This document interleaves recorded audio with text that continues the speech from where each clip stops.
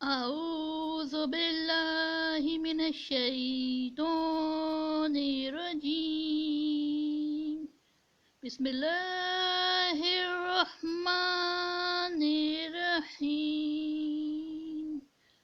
ألم تر كيف فعل ربك بأصحاب الفيل ألم يجعل كيدهم في تضليل وأرسل عليهم طيرا وأبابيل ترميهم بحجارة من سجيل وجعلهم كعصف مأكول۔ صدق اللہ العظیم۔ شروع اللہ کے نام سے جو بڑا مہربان نہایت رحم والا ہے۔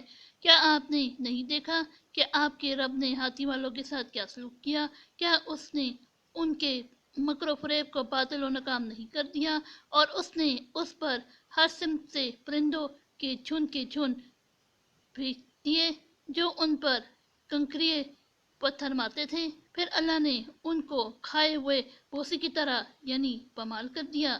صدق اللہ العظیم۔